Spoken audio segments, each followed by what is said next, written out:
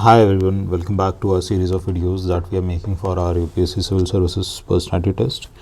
हर चीज़ पे वीडियो बनाना थोड़ा सा मुश्किल हो रहा है क्योंकि रिकॉर्ड नहीं कर सकते, बहुत सारी चीज़ें पढ़नी भी है. बट ठीक है, जहाँ भी जिस भी केस में हम रिकॉर्ड कर रहे हैं, at least it is also giving us a kind of accountability that ये सारी चीज़ें भी ख़त्म करनी है. But apart from making videos there are lot of things that have to be completed. तो मैं ट्राई कर रहा हूँ जितना भी हो सकता है in the next 9 days what ever that is feasible. एक नंबर तो लेके चल ही रहा है दिमाग में. चलो आज जो ख़त्म करना है, ये 16 फरवरी जो है उसका करंट अफेयर्स देख लेते हैं. ये हमने उठाया है पूरा का पूरा फ्रॉम जो इनसाइट्स की वेबसाइट होती है, इनसाइट्स ऑन इंडिया, वहाँ से. तो all the credits for this current affairs goes to them. Specifically in short, बहुत ही शॉर्ट तरीके से मैं सोच रहा था कि क्योंकि ये पेज मैंने पढ़ रखा है एक बार, तो मैं सोचा कि चलो इसे एक बार कंप्लीट कर लेते हैं, एक बार वीडियो बन जाएगी तो रिवीजन हो जाएगा अच्छा खासा. तो इस पूरे में जो इम्पोर्टेंट है, चलिए विदाउट एनी डिले इसको ख़त्म करते हैं. एक तो सुप्रीम कोर्ट ने इलेक्टोरल बॉन्ड्स है उसको स्ट्राइक किया, वो इम्पोर्टेंट है. इसके अलावा डिपार्टमेंट ऑफ ये क्या एडमिनिस्ट्रेटिव रिफॉर्म्स और ग्रीवेंसेस ने कुछ एनुअल रिवॉर्ड रिलीज़ किया, इसको देख लेते हैं अगर इस पर कोई कंटेक्स्ट पे क्वेश्चन बनता है. तो ये जागृति पोर्टल करके कुछ था, वो इम्पोर्टेंट था.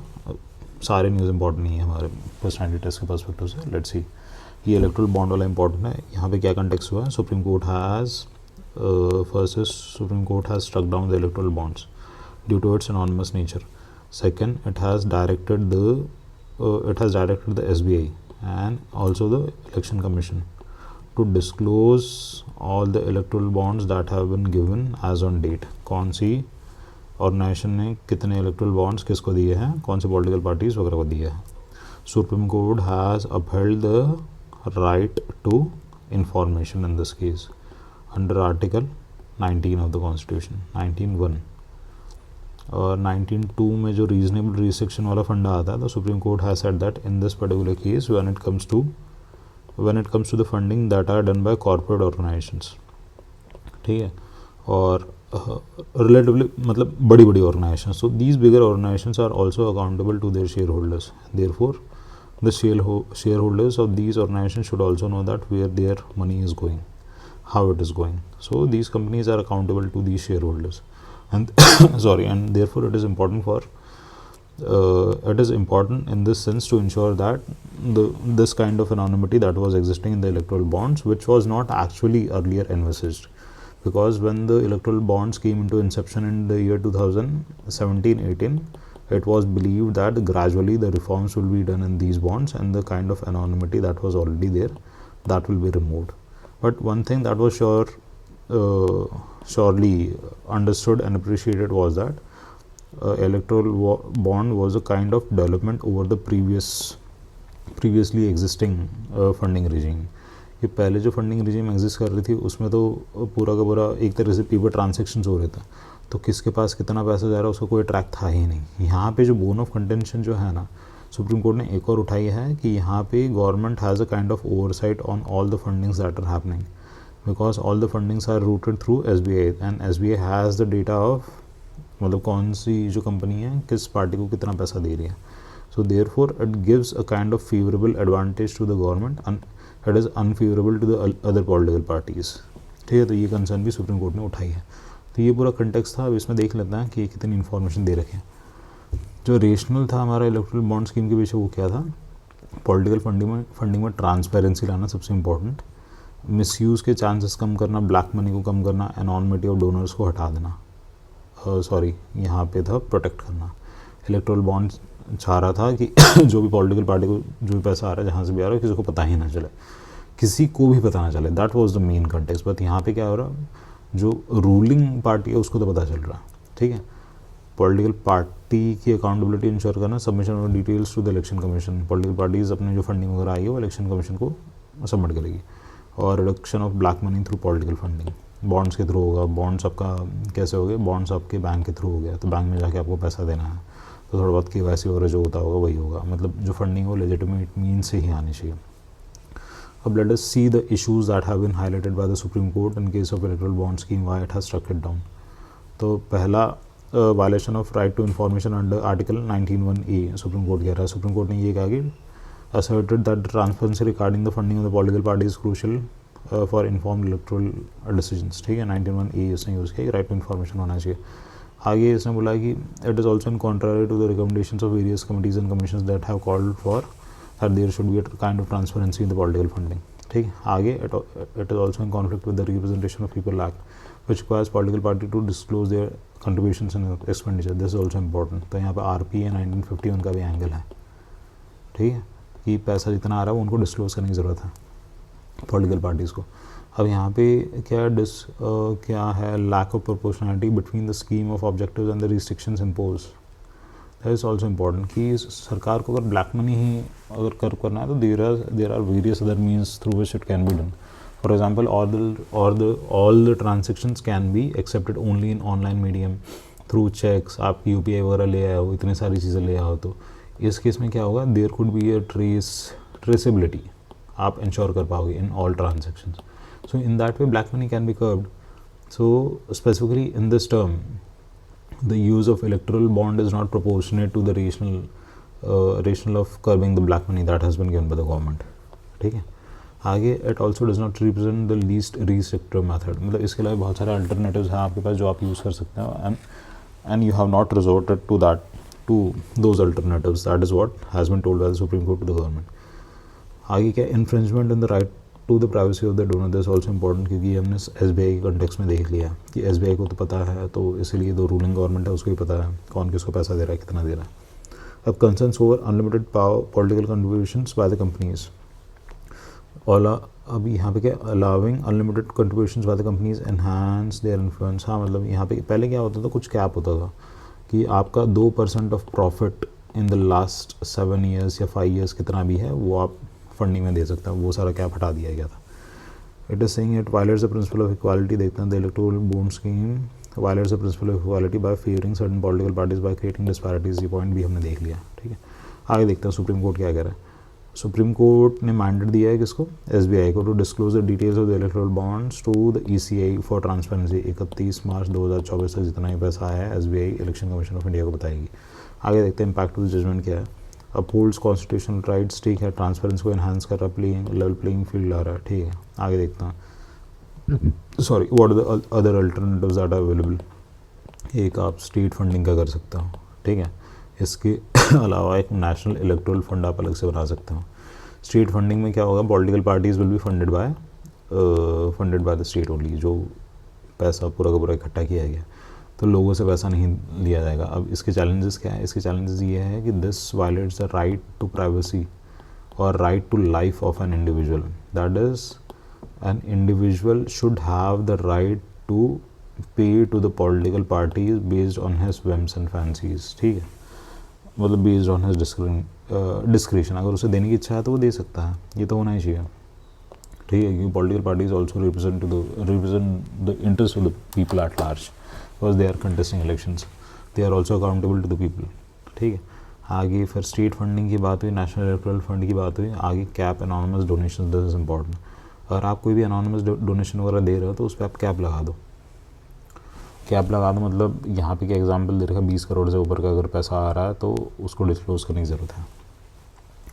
इलेक्टोरल फंड में क्या था, 2000 की लिमिट थी, शायद 20,000 की कर दी थी। 20,000 के ऊपर जितना भी पैसा होगा वो आपके इलेक्टोरल फंड के थ्रू होगा।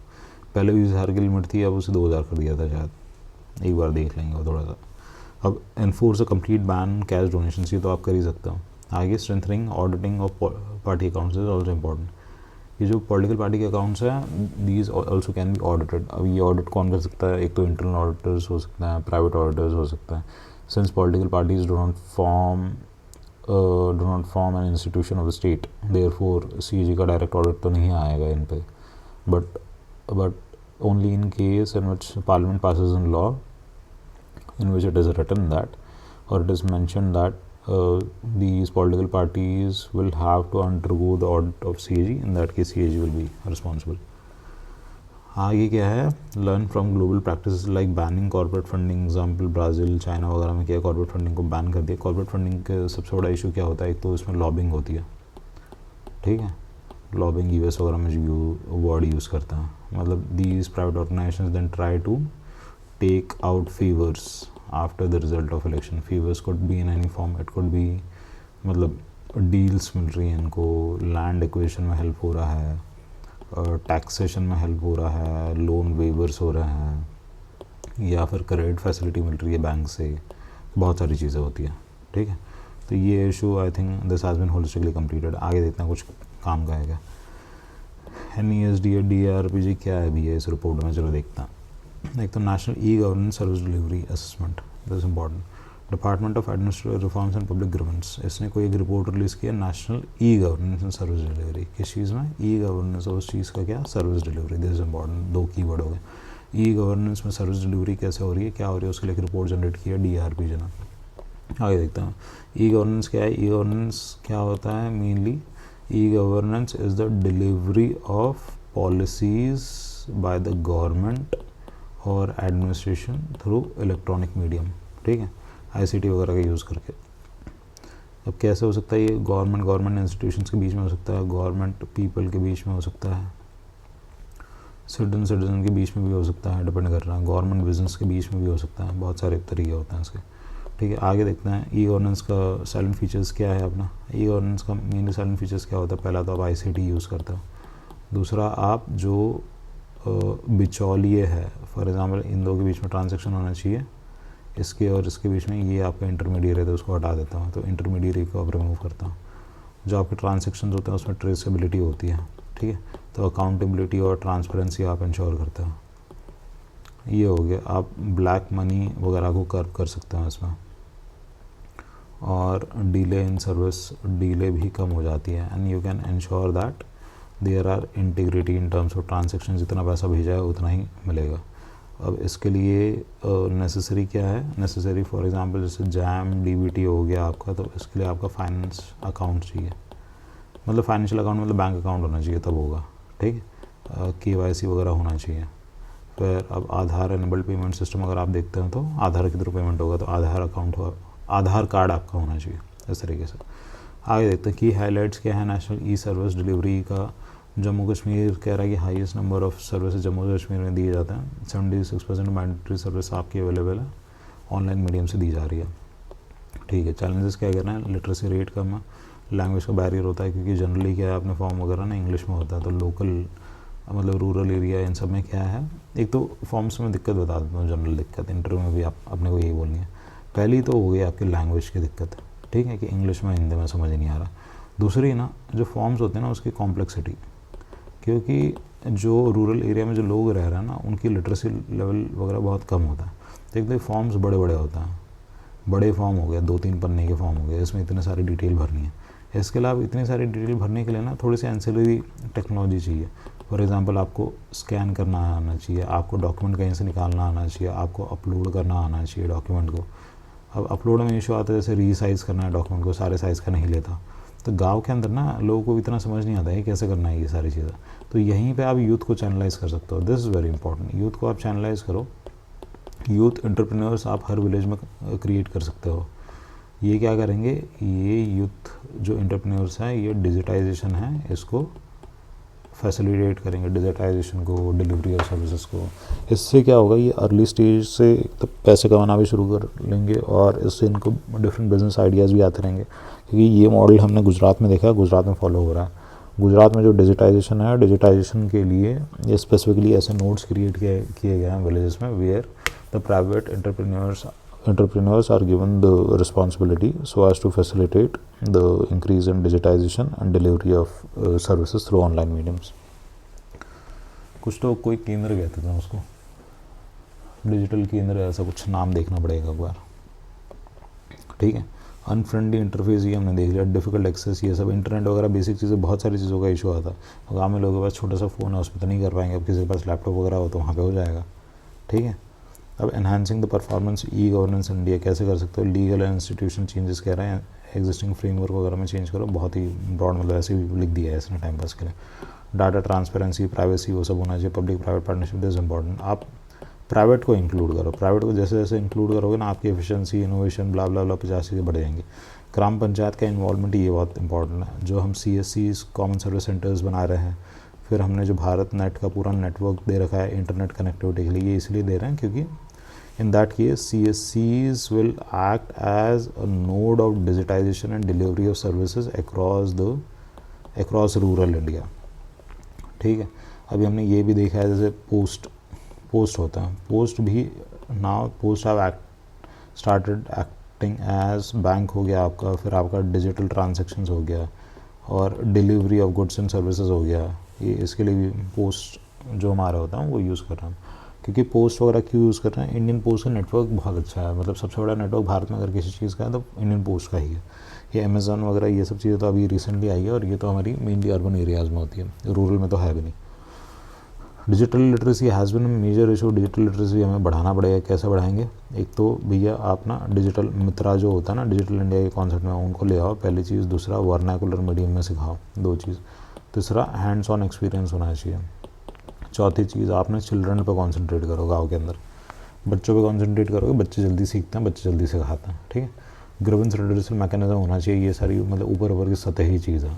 टेक्नोलॉजी इंफ्रास्ट्रक्चर ये सब ठीक करने की ज़रूरत है। टेक्नोलॉजी में क्या ही आ जाएगा, बेसिक क्या है भैया, एक तो अपना इंटरनेट दे दो, इलेक्ट्रिसिटी दे दो, लैपटॉप वगैरह प्रोवाइड कर दो, ठीक है। इलेक्ट्रिसिटी आ गई तो चार्जिंग की फैसिलिटी आ ही गई, और डिजिटल एजुकेशन ये थोड़ा सा दे दो। वेबसाइट्स वगैरह आपकी वर्नाकुलर मीडियम में बने, इसके लिए जो अपने ये स्टार्टअप्स वगैरह इन सबको फैसिलिटेट कर दो, हो गया ख़त्म। डिजिटल इन्फ्लूजन करने की ज़रूरत है, डेटा प्रोडक्शन रखने की ज़रूरत है। और ये इंपॉर्टेंट है कि डेटा की जो सिक्योरिटी है ना, इस पर अच्छा खासा अवेयरनेस फैलाओ, क्योंकि डेटा अगर आपका सिक्योर नहीं होगा तो फिर दिक्कत हो जाएगी ट्रांजेक्शन्स वगैरह करने में। मतलब लॉन्ग टर्म फेथ नहीं रहेगा लोगों के पास। इंटर ऑपरेबिलिटी, सीमलेस कम्युनिकेशन, ये सब मतलब ठीक है, लिखने के लिए लिखा गया और कुछ नहीं है। इनिशिएटिव्स बता रहा है क्या क्या। नेशनल ई गवर्नेंस प्लान हम लाए थे, ये 2006 में लाए थे शायद। नेशनल ई गवर्नेंस प्लान के अंदर ही आया था delivery of goods and services, फिर CSCs वगैरह बनाना, भारत नेट वगैरह बनाना। इसको एक बार थोड़ा सा ढंग से देखना पड़ेगा। डिजिटल इंडिया में बताया 2014 में लाए थे। हमारे जो करंट प्राइम मिनिस्टर उनके बाद आया था, वो लाए हैं। तो डिजिटल इंडिया में क्या आ जाता है आपका, एक तो फिज़िकल डिलीवरी ऑफ सर्विसेज आ गया, सर्विसेज डिलीवर करेंगे और इंफ्रा क्रिएट करेंगे, और उसके अलावा डिजिटल साक्षरता, ये 3 एम है इसके। आधार क्या है, आधार का मेन एम क्या है, एक तो आपका आइडेंटिटी हो गया, दूसरा डिलीवरी ऑफ सर्विस गुड्स हो गया, 2 हो गया, ठीक है। तीसरा linking between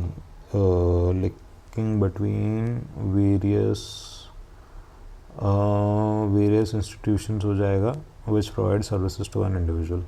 so Aadhaar mainly it will act as a unique identity of an individual. So as to identify an individual, provide the services to the individual, to check what are the services that the individual has got and what are still remaining. ऐसा करके बहुत सारी चीज़ें। ई क्रांति, rapid e governance, ठीक है, किसी काम का नहीं। उमंग क्या था, उमंग सरकारी एक ऐप था जिसमें सारी सर्विसेज बनेंगी, दिस वर्ड। इस तरीके से बहुत सारी स्टेट गवर्नमेंट्स ने भी अपने ऐप निकालने शुरू कर दिए। Goods and services GST network की अपना GST जो पूरा सिस्टम है उसको फैसिलिटेट करने के लिए बैकएंड में बनाया गया, ठीक है।